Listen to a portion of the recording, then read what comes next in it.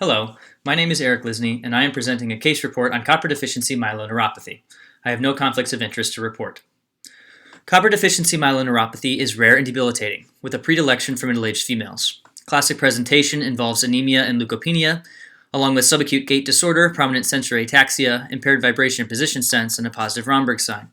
Over half of copper deficiency cases follow gastric surgery, as copper is absorbed in the stomach and proximal duodenum.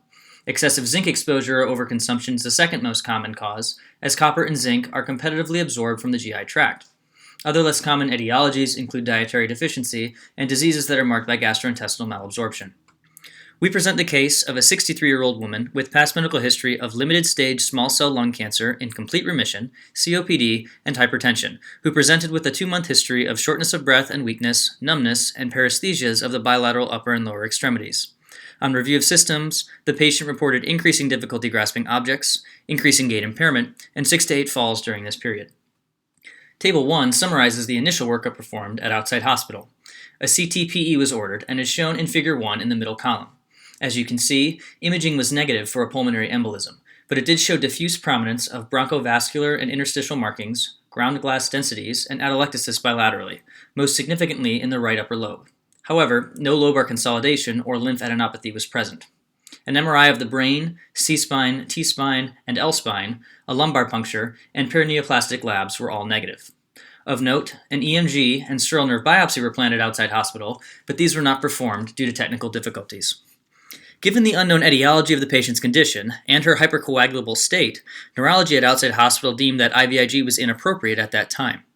After transfer to our facility, she displayed dysmetria and dystiodocokinesia, diminished strength bilaterally, and fatigue. However, there was no respiratory muscle weakness noted on exam. On hospital day 1, a chest x-ray was done, as you can see in the middle column in Figure 2. It showed patchy opacities in the upper lobes bilaterally, greater on the right, that were unchanged from prior CT chest. Emphysema with bullous changes was also noted in the right lower lung. An EMG was ordered and showed diffuse, primarily demyelinating polyradiculoneuropathy of the arms and legs, concerning for peripheral demyelinating disease. The patient was also found to be anemic, but her white blood cell count was within the reference range. Given concerns for a GBS variant, the patient underwent plasmapheresis on hospital day 4. Again, IVIG was held due to her history of cancer. On hospital day 5, a lumbar puncture was repeated for CSF analysis and showed slight protein elevation and neutrophilic predominance, but no leukocytosis. In addition, CSF culture and perineoplastic labs were negative.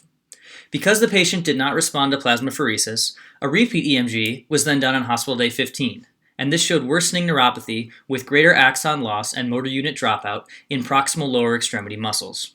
However, no increased demyelination was present. Given the patient's further deterioration, neurology was once again consulted, and they recommended sending vitamin and heavy metal labs.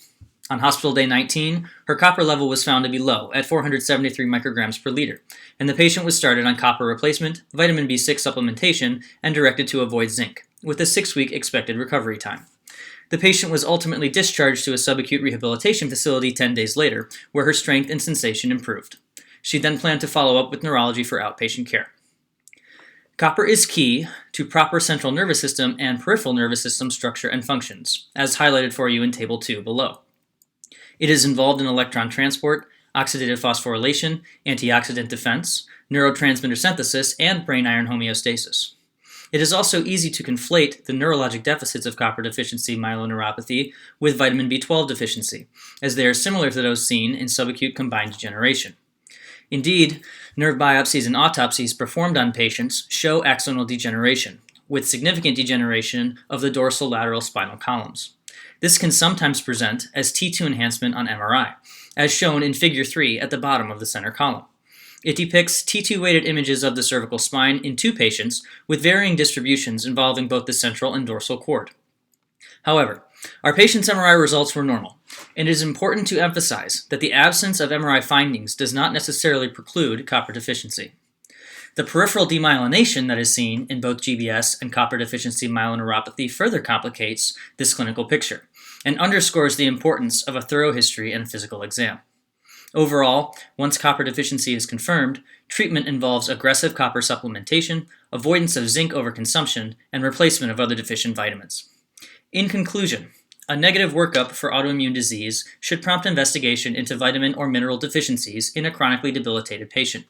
One should also consider copper deficiency in patients with ascending motor paralysis, gait issues, and sensory loss, especially those with prior gastric surgery.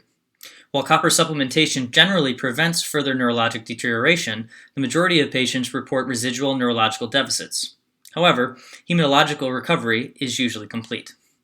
Finally, given the current obesity epidemic, we may see an increase in the number of gastric surgeries in the future, thereby predisposing more patients to copper deficiency. Thank you very much.